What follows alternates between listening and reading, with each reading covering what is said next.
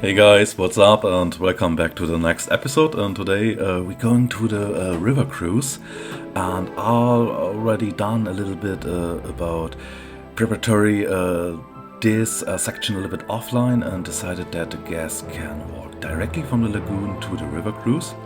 And I know the correct name was for this attraction the Cretaceous Cruise, but I think we can call it River Cruise, and yeah, so we know what we mean and we can expect here.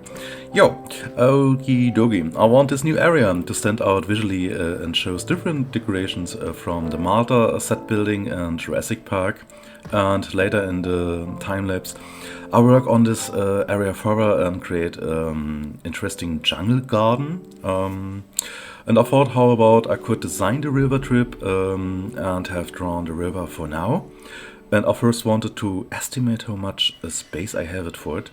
And at the very beginning, I tried to take advantage of the shape of the monorail pillars and put it the Malta fence under there and so covered up a little bit. And unfortunately there are many screenshots of the Jurassic World attraction with the Cretaceous cruise, and it's up to our imagination what is the attraction might look like. And I don't even know if this whole attraction was divided into different enclosures.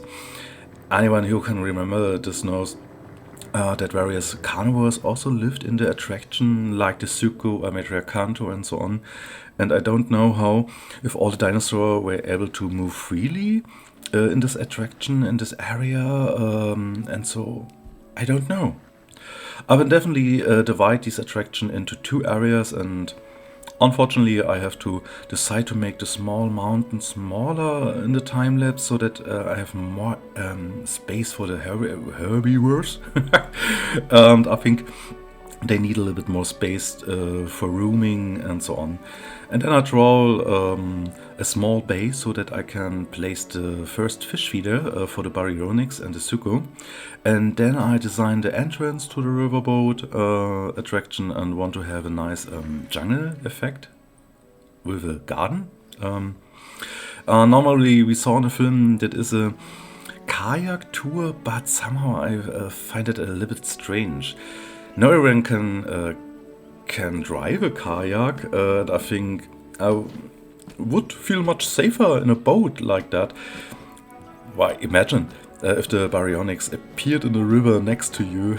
Oof. I think you would capsize and sink. Yeah, and a boat is a little bit safer. Afterwards, I spontaneously decorated the standalone toilet, what you can see here in this episode, with a beautiful garden around it, and because this free space bothered me. But I didn't want to put many more buildings there, and I had a little more space. I would have originally planned the Perry Arena there too. I know there was a small water park and climbing park nearby in the near of the lagoon and Main Street. But these things are unnecessary and unimportant for the little recreation on this project here. And I found a few cool pictures of what the Paki Arena would have looked like, but unfortunately there wasn't enough space for them. That's why a beautiful decorated toilet is not a good substitute, but it's also something nice. Now then, was satisfied with the building process again and with the river. Let's move to the actual part of designing the river tour. I have already placed a few stones offline and tried to create a small coast and cliff on the east coast with the stones. But I'll expand that in another episode. Tongue breaker. Then it was time to finish decorating the hotspots, and then I try to create a beautiful and damp jungle with a lot of plants and trees. And then I cover some spots with this vegetation and have a dense look, so I hope. And there should still be free spaces in between where there's a lot of light and you can see clearly the dinosaurs a little bit better. But I like this contrast between dense jungle and free open spaces and so on. And I enjoyed also the shape of the river with the Martha's most popular tree in combination. And I like it when you drive around the curves and get a feeling of a little Amazonian river.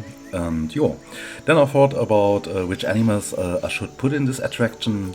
There's enough information on official websites or other internet forums, and I have decided for the first to let the baryonyx move in there here. And unfortunately, we never saw the Suchomimus or Metriacanthus in the movie, and I still decided to take the Suchomimus into this attraction too. Personally, I think this Piscivore is much cooler, but I also really like the movie skin.